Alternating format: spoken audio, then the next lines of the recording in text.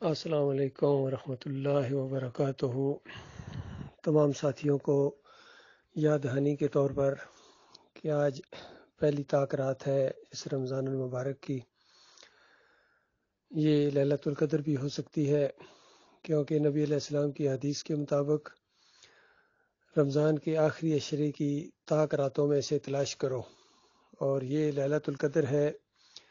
اسے لیلۃ المبارکہ بھی کہا گیا ہے۔ سورہ دخان کے اندر ایک ہی رات کے دو نام ہیں، اور دونوں جگہ جو اس کی فضیلت بیان ہوئی ہے اور جو الفاظ استعمال ہوئے ہیں اور جو اس رات کو معاملات ہوتے ہیں وہ بالکل ایک جیسے آئے ہیں دونوں صورتوں کے اندر، سورۃ القدر کے اندر اور سورہ دخان کے اندر۔ باقی یہ جو 15 شعبان کو یہ مسلک پرست اور فرقے والے اس کو مناتے ہیں قدر والی رات سمجھ کے یا برکت والی رات سمجھ کے 15 شعبان، اور کہتے ہیں اس رات کو تقدیریں لکھی جاتی ہیں، اور یہ ہوتا ہے پھر قبرستان کو بھی جاتے ہیں اور رات کو کچھ نوافل بھی لوگ پڑھتے ہیں۔ یہ بالکل بدعت ہے، اس کی کوئی اسلام کے اندر حیثیت نہیں ہے۔ یہ ایسی چیزیں اسلام کے اندر زبردستی داخل کر دی گئی ہیں، بدعات ہیں یہ، ان سے بچنا چاہیے۔ اور جو اصلی چیزیں ہیں اسلام کی وہ بہت ہی شاندار ہیں، بہت ہی زبردست ہیں، اجر و ثواب میں بہت بڑی ہوئی ہیں، اور اس رات کی عبادت کا ثواب بتایا 1000 مہینوں کی عبادت سے بھی اس کا زیادہ ہے۔ اندازہ لگائیے، یعنی کوئی 1000 مہینے انسان راتیں جاگتا رہا ہے، اللہ کی عبادت کی ہے، ذکر کیے ہیں، تلاوت کی ہے، تو یہ ایک رات میں اگر کوئی کرتا ہے مومن تو یہ اس کا اجر و ثواب اس سے بڑھ جائے گا۔ اور یہ بات ذہن میں رہے کہ یہ صرف مومنوں کے لیے ہے، مخلص مومنوں کے لیے یہ سارے فائدے ہیں۔ فرمایا نبی علیہ السلام نے من قام رمضان ایمان و احتساب، جو رمضان کے مہینے میں قیام اللیل جس نے کیا یا اضافی صلات پڑھی جسے تراویح بھی کہتے ہیں، تو اجر جان کے اور ایمان و احتساب، اپنا ایمان اس کا بالکل صحیح تھا، کھرا 16 آنے چوکس ایمان، بالکل بال برابر شرک کا شائبہ نہیں، بلکہ شرک کے ساتھ برترین دشمنی، باپ مارے کا بیر، اور رد طاغوت کرنے والا ایمان، دعوت دینے والا ایمان، تبلیغ کرنے والا ایمان، اس راستے میں جماعت دکھانے والا ایمان، صبر کی تلقین کرنے والا ایمان، اور ایسا ایمان کہ اللہ کی دل کے اندر بہت ہی عزت اور احترام اور بہت ہی اللہ کا وقار ہو۔ تو فرمایا ایسے لوگوں کے پچھلے گناہ معاف کر دیے جاتے ہیں۔ پھر من قام لیلۃ القدر، لیلۃ القدر میں جس نے قیام کیا اور اللہ کے سامنے کھڑا رہا کہ یہ فرما بردار بندہ غلام ہے اللہ کا، اپنے آقا کے سامنے عاجزی کے ساتھ کھڑا ہے، اور پچھلے ساری زندگی کے اوپر نگاہ ڈالتا ہے جہاں کمیاں کوتاہیاں ہیں، شرمندگی ہے، مالک سے معافیاں مانگتا ہے کہ مالک بھول ہو گئی ہے، میری کمزوری ہے، میں نے کوتاہی کی ہے، مالک تو ان کو معاف کر دے، اور جو کچھ مجھے کرنا چاہیے تھا اور اپنی کمزوری کی وجہ سے نہیں کر پایا ہوں، مالک تو اس کو اپنی طرف سے عطا فرما دے۔ اس کی مثال میں دیتا ہوں، جس طرح اگر کوئی ملازم ہو، کچھ غیر حاضریاں بھی اس نے کی ہیں مہینے کے اندر، لیکن جو فیکٹری کا مالک ہے وہ اس سے خوش ہے، چونکہ مخلص یہ بندہ ہے اس کے ساتھ، تو اس کی غیر حاضریوں کے باوجود اس کو پوری تنخواہ دیتا ہے، کہتا کوئی بات نہیں۔ یعنی اس کا مطلب یہ ہے کہ غیر حاضریاں گویا تمہاری حاضریاں سمجھی جائیں گی، تو ہمارا مالک تو سب سے زیادہ رحم کرنے والا ہے، سب سے زیادہ عطا کرنے والا ہے، اس سے یہی امیدیں ہیں۔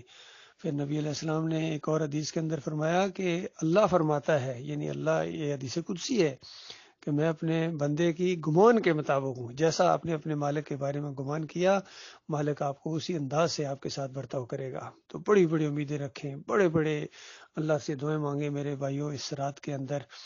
اور یہ رمضان کا مہینہ یہ مومنوں کی گویا صحیح لوٹ سے لگی ہوئی ہے، پروموشن لگی ہوئی ہے، اور سیزن ہے نیکیاں اکٹھی کرنے کا اور اپنے گناہ بخشوانے کا۔ اور جو کہ قرآن کے اندر اس کو کہا گیا یا ایھا الذین آمنوا کتب علیکم الصیام، اے مومنو یہ صرف تمہارے اوپر ہے، نہ یہ بریلویوں کے اوپر ہے، نہ دیوبندیوں کے اوپر ہے، نہ اہل حدیثوں کے اوپر ہے، نہ سلفیوں کے اوپر ہے، نہ یہودیوں کے اوپر ہے یہ والا رمضان اس انداز سے، نہ قادیانیوں کے اوپر ہے، نہ شیعوں کے اوپر ہے، نہ صوفیوں کے اوپر ہے، کسی کے اوپر یہ رمضان کے عبادات نہیں ہیں، نہ ان کے اوپر صلات فرض ہے، نہ ان کے اوپر صوم فرض ہے، نہ ان کے اوپر زکوٰۃ فرض ہے، نہ ان کے اوپر حج اور عمرہ فرض ہے۔ ان مسلک پرستوں کے اوپر، فرقہ پرستوں کے اوپر اور جمہوریت کے پرستاروں کے اوپر صرف ایک چیز فرض ہے، اور وہ جہنم کا ابلتا ہوا لاوا ہے جس کے اندر ان کو جانا ہے اگر انہوں نے توبہ نہ کی۔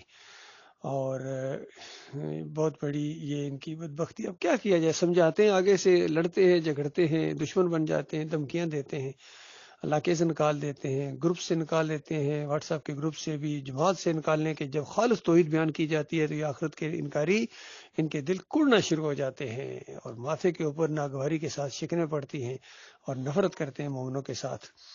تو یہ چند دنوں کا معاملہ ہے میرے پیارے بھائیوں.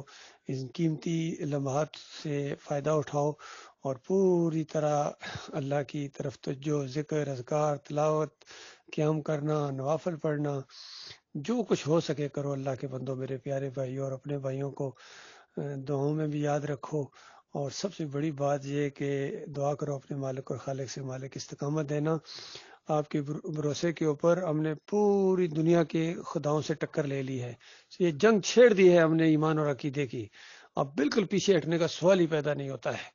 یا یہ دعوت کا غلبہ پکڑے گی یا ہماری جان جائے گی. یعنی ہماری زندگی تک تو یہ معاملہ ہے، باقی اس نے غلبہ پکڑنا ہی پکڑنا ہے.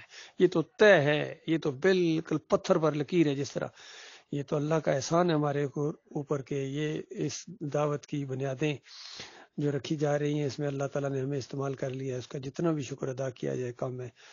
مالک ہمیں ایمان خالص کے اوپر قائم رکھے. اور یہ دعوت بڑھتی جا رہی ہے الحمدللہ. جس طرح بارش سے پہلے ہوائیں چلتی ہیں، محسوس ہوتا ہے بارش آ رہی ہے، اسی طرح یقین کیجئے ایمان خالص کی ہوائیں چلنا شروع ہو گئی ہیں. لوگ رابطہ کر رہے ہیں. ہماری طرف لوگوں کا رخ ہے کہ یہ لوگ ہیں جو جماؤ دکھائیں گے، جو مضبوط لوگ ہیں. باقی جنہوں نے ایمان کی ناقدری کی ہے، پھر یہ کفر و شرک کے اندر چلے گئے ہیں. ایمان کی یہ دعوت اٹھی تھی، بہت بڑی نعمت تھی، انہوں نے قدر ہی نہیں کی. ان ناقدروں نے اس وجہ سے مارے گئے ہیں.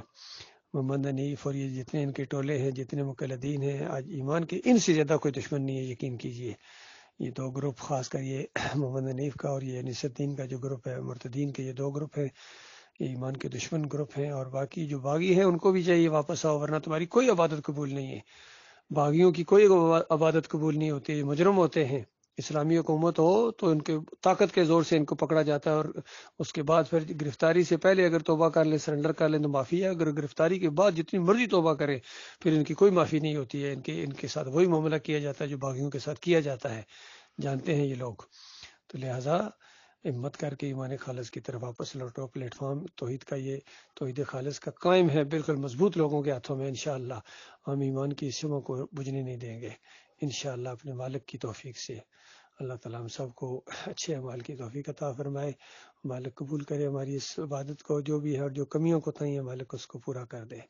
آمین یا رب العالمین.